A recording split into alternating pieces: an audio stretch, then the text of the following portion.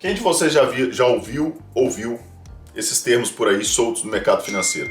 Estamos continuando aqui mais um vídeo da série que a gente está fazendo sobre dicionário do mercado financeiro.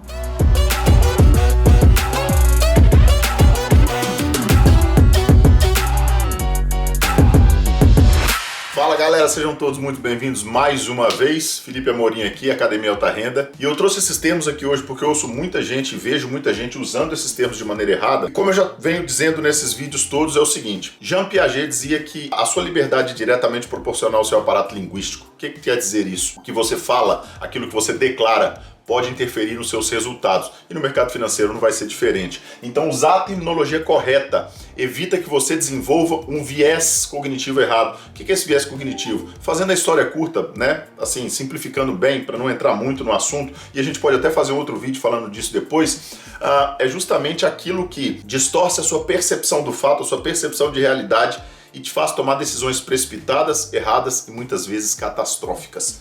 Então, para você não criar esse viés cognitivo e tomar a decisão certa na hora certa, com a percepção certa, olha aí, estamos operando junto, ó, tem posição aberta. Eu estou tentando trazer essas coisas para vocês porque eu tenho certeza que isso vai, assim como aconteceu comigo, impactar no resultado de vocês do mercado financeiro de maneira imediata.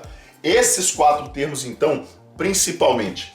Qual que é a diferença, pessoal, entre retração, pullback, inversão de fluxo e reversão? E eu vejo muita gente confundindo isso e usando de maneira totalmente errada, inclusive caras que têm uma longa história no mercado financeiro.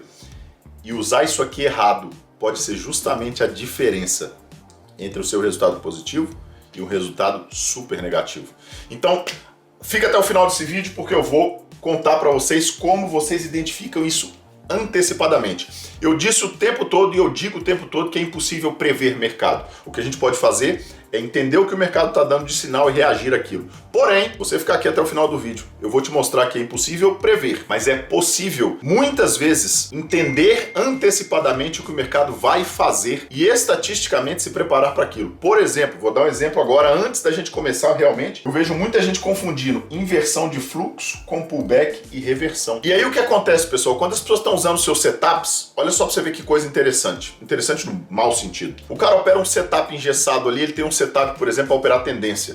Só que quando ele percebe que a tendência aconteceu, né, que o mercado está em tendência, e ele começa a usar esse setup dele em tendência, a tendência está no final. Você está provavelmente numa quinta onda, e depois a gente vai fazer um vídeo aqui sobre contagem de ondas, né, a teoria de Elliott na sua complexidade. E essa história de a tendência é sua amiga, ou the trend is your friend, isso é mentira. A tendência é sua amiga só se você pega ela no início. E aí quando esse cara começa a usar o setup de tendência dele, a tendência está no final e o mercado já começa a consolidar. Então ele opera um setup de tendência no mercado consolidado, ele toma prejuízo, prejuízo, prejuízo. Aí quando ele percebe que o mercado está consolidado, quando ele percebe isso, aí ele começa a usar o setup dele para mercado consolidado. Só que aí o mercado já está no final da consolidação e ele já está partindo para uma reversão. E ele não percebeu isso ainda. Aí ele começa a usar o setup dele para mercado consolidado, mas o mercado está em reversão. Quando ele percebe que o mercado está na reversão, aí ele para o setup de consolidação e começa a usar um setup de reversão, porque muda toda a abordagem nesses três perfis de mercado. Só que quando ele começa a usar o setup dele de reversão, o mercado já está em tendência de novo. Então ele fica sempre atrasado do mercado e sempre tomando prejuízo, prejuízo, stop, stop até quebrar a conta. Faz um comentário aí pra mim no vídeo, quem de vocês aí já viveu, vive, já passou por isso. Eu tenho certeza que a grande maioria de vocês vive ou viveu essa história por muito tempo.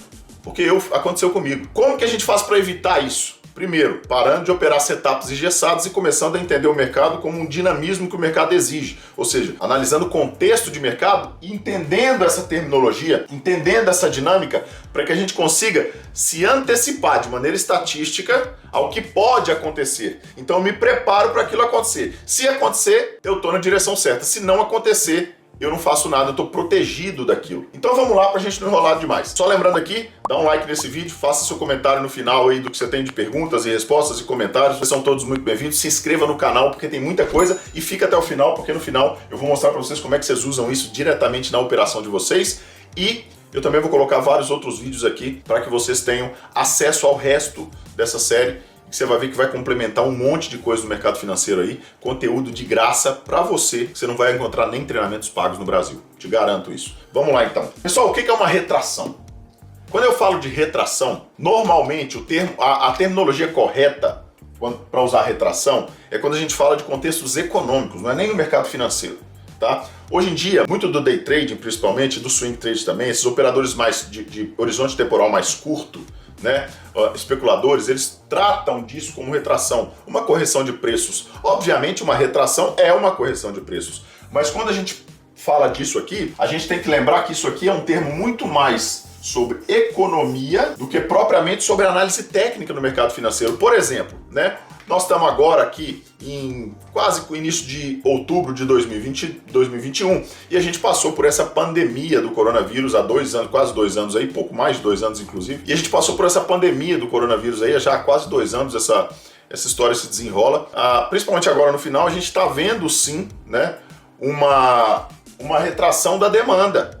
E o que significa? Ou seja, uma diminuição da demanda no mercado, ou seja, das pessoas irem consumir, da necessidade de consumo, né? Enfim, da vontade de consumir. O que a gente experiencia, o que a gente percebe é uma retração disso, uma contração. Então a gente pode tratar esse cenário econômico como um cenário de retração ou um cenário de contração econômica. É quando você tem sim uma contração de alguma coisa, uma diminuição de alguma coisa, não necessariamente uma perda de valor ou uma queda de preços. A retração está muito mais relacionada à contração de alguma coisa, à diminuição de alguma coisa, e aí você pode falar que é uma diminuição de preços no mercado, mas na verdade não é bem esse o termo, tá? Uma diminuição de preço ou de valor é uma coisa, uma correção de preço e de valor pode significar outra coisa quando você vai fazer uma análise, tá? E aí é que a gente parte para uma outra coisa, a diferença entre retração e o pullback, famoso conhecido, né? O pullback sim, ou seja, você tem um movimento contínuo de alta, por exemplo, e de repente você tem o quê? Um pullback. O pullback, na verdade, esse sim é uma correção de preços. Normalmente acontece, pessoal, o pullback, normalmente, diferente da inversão de fluxo que eu vou falar adiante, o pullback acontece muito no mercado, não vou falar 100%, porque no mercado e na biologia não existe nada 100%. Mas o pullback acontece na grande maioria das vezes no mercado porque grandes players institucionais realizam lucro e a pressão que eles estão dando no mercado, nesse caso, por exemplo, da compra, sai essa pressão, tá? Ou seja, essa pressão de demanda e a oferta fica mais forte que a demanda. E isso faz os preços corrigirem. Então, na verdade, a saída das posições, a desalavancagem parcial das posições para uma realização de lucro, por exemplo, pode fazer o mercado sofrer um alívio e ter uma correção de preços. E do mesmo modo funciona no movimento de baixa. Você pode ter um movimento de baixa, tá? Onde há uma suspensão da pressão desse mercado e um alívio e uma correção. O pullback, ele na grande maioria das vezes, salvo algumas exceções onde você tem um giro de mercado, uma inversão de fluxo, um giro de mercado que eu vou falar adiante, o pullback normalmente, se eu fosse falar a grosso modo, se eu fosse usar uma metáfora aqui, vamos dizer que o pullback seria quando o mercado respira para continuar andando, tá? Ou seja, o mercado vem subindo, aí ele dá aquela respirada, ajusta o preço, né? Traz ali um PM melhor, um preço médio melhor, dá uma ajustada nos preços e volta a subir. Ou a cair. Tá? Então isso é um pullback. O pullback sim é uma correção de preços. Então quando vocês estão vendo lá, por exemplo, o mercado subindo, né, sendo acompanhado por uma média de 20 períodos, muito clássica aí da análise técnica, tá? E ele faz um retorno à média, né? Ou seja, faz um pullback na média de 20. Aquilo é um pullback. E o pullback pode ter vários tamanhos. Não existe uma maneira de você definir efetivamente, de maneira eficiente, com certeza, o tamanho dessa correção, o tamanho desse pullback. A gente tem alguns parâmetros.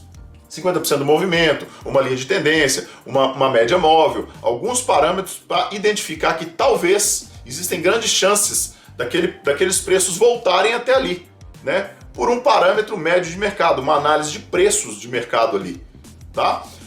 Mas efetivamente é impossível ter certeza disso. Então o que a gente diz é o seguinte, você tem que colocar lá na sua tela, no seu gráfico, vários desses parâmetros, os que você confia, para que você tenha referência suficiente para falar, cara, se o mercado corrigir até aqui, e eu ver os preços defendendo aqui, ou trabalhando, ou negociando, e ver uma pressão de mercado diferente, enfim, às vezes uma continuidade, uma intenção de continuidade de movimento a partir desse ponto, aí eu posso me utilizar disso para de repente fazer uma operação de continuidade de tendência, por exemplo, tá? Mas resumindo, o pullback é isso, pessoal. O pullback, sim, diferente da retração, o pullback é uma correção de preços. É um alívio de mercado e uma correção de preços. Muita gente confunde esses três termos aqui, pessoal. Ó. Pullback, inversão de fluxo e reversão.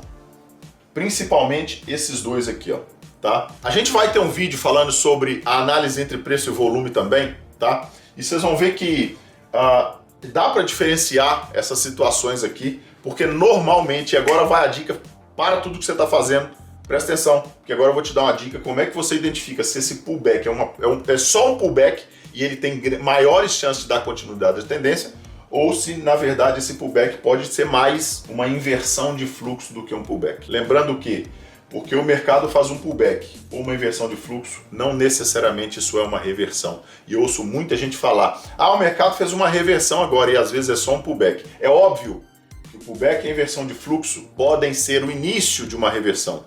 Mas existem várias outras coisas que precisam acontecer e eu vou falar todas elas para você identificar que o mercado tem um potencial para reverter uma tendência, tá? E vocês vão ver que no final do vídeo, vocês vão dar conta de identificar, inclusive de maneira antecipada, quando o mercado está pensando em reverter. E isso te dá a capacidade, sim, de mudar o seu setup, por exemplo, antes de todo mundo, para se beneficiar daquilo. Talvez até o seu setup engessado comece a funcionar um pouco mais depois que você entender isso aqui, tá bom?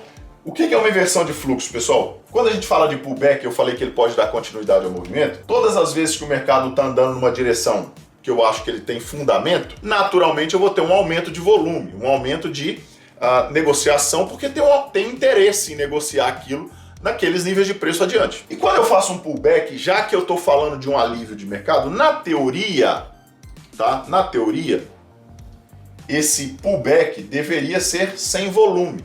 Quando o pullback é sem volume, a gente diz que é um pullback verdadeiro, porque o mercado está respirando, aí ele diminui um pouco de volume, aí começa a entrar volume de novo e o mercado retoma o direcional da tendência principal. Só que uma coisa pode acontecer, principalmente ao final de tendências, que é o seguinte. O mercado vem e de repente ele faz esse pullback aqui, ó. Mas nesse pullback aqui, além de ter um aumento de volume, você tem também uma inversão de fluxo. O que é isso? É o que a gente chama de sentimento de giro de mercado. O que é isso, Felipe? Lembra que eu falei no outro vídeo? Se você não assistiu esse vídeo, eu vou colocar aqui, ó, te recomendo assistir, inclusive, para que você entenda o que a gente falou. A gente já conversou sobre agressão e saldo. E eu expliquei para vocês o que era agressão, que era justamente o que desloca preço. À medida que o mercado vai subindo, se deslocando para cima, eu vejo compradores agredindo o mercado. E toda vez que o mercado tem certos pullbacks pequenininhos, eu vejo que o vendedor não volta tão forte. É mais um alívio do comprador do que propriamente a entrada do vendedor. De repente, acontece um giro de mercado. Entra um aumento de volume no pullback e eu tenho agressões vendedoras pesando o book, pesando o mercado. Ou seja, aquela balança que eu falo aí no vídeo que eu falo da agressão, aquela balança se desequilibra. Ela deixa de ser uma balança equilibrada para compra e passa a ser uma balança equilibrada para venda. Então eu tenho um giro de sentimento de mercado. Por que a gente chama giro de sentimento? Porque os caras pararam de pensar para cima e começaram a pensar para baixo. Falando a grosso modo, tá, pessoal? Isso é uma inversão de fluxo. Eu tenho um peso, uma entrada de fluxo no mercado, uma entrada vendedora de fluxo no mercado, no caso do mercado de alta, e uma entrada compradora no caso do mercado de baixa, tá? Essa inversão de fluxo não necessariamente tem que fazer o papel de reverter o mercado. Pode ser só um peso, uma inversão de fluxo para forçar mais um pullback, né? Porque lembra que eu falei lá no pullback que muitas vezes o pullback é um alívio do mercado, mas algumas vezes pode ser também uma inversão de fluxo. E isso forçar um pullback, mas o mercado continuar depois. Tá tudo certo. Agora, pode ser um sinal de um início de uma reversão ou de uma diminuição da força dessa tendência. Quando o mercado faz um giro de sentimento, ele para de pensar para um lado e começa a pensar para o outro. Não necessariamente isso vai reverter, mas é um sinal para a gente falar, opa, para lá, deixa eu analisar melhor, porque essa pressão que tinha, essa força que tinha de mercado, ela já não está mais tão intensa. E aí que vem a grande charada para você que esperou até o final, Aí que vem a grande charada do negócio, a reversão de mercado. Então pega papel e caneta, toma nota que eu vou te ensinar como você detectar uma reversão e diferenciar isso aqui do resto, tá bom? Uma reversão de mercado, para ela acontecer, precisa haver, tá? Vai anotando isso aí. Precisa haver situações ou eventos de absorção e exaustão, tá? Então, o mercado vem caindo, por exemplo, e vem absorvendo, faz uma exaustão, aí a gente vai ter um giro de mercado com inversão de fluxo. Logo após os processos de absorção e exaustão, tem que haver um processo de giro de mercado, sentimento de giro de mercado, que é justamente o que eu expliquei aqui com a inversão de fluxo.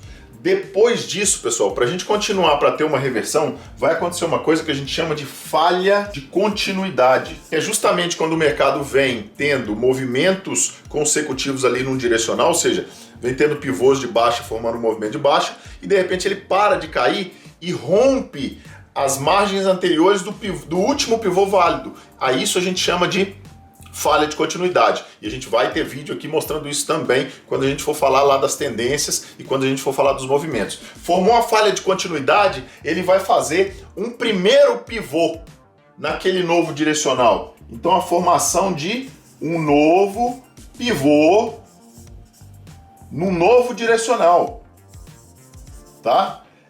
Com tudo isso, vocês vão ver que quando o mercado estiver se conformando assim, quando ele estiver nesse formato, ele vai ter rompido linhas de tendência e ele também vai ter rompido algumas médias, né? E dependendo do movimento, dependendo da proximidade dessas médias, umas vão ser rompidas antes e outras vão ser rompidas depois. Mas para a gente conseguir ter reversão, a gente precisa de todos esses eventos obrigatoriamente. E aí é que entra a chave que eu falei para vocês que no final do vídeo eu ia falar, que vai dar uma vantagem competitiva para você nas suas operações. Quando nada disso tiver formado, ou quando nem todos esses fatores tiverem sido formados ainda, você não vai pensar em operar o contrário da posição. Você vai pensar que o mercado tem mais chance de continuar o seu movimento naquele direcional, ao invés de tomar um direcional diferente. E a partir do momento que você vê todas essas situações acontecendo, você vai parar de pensar em operar direcional, a continuidade daquilo, e começar a pensar que talvez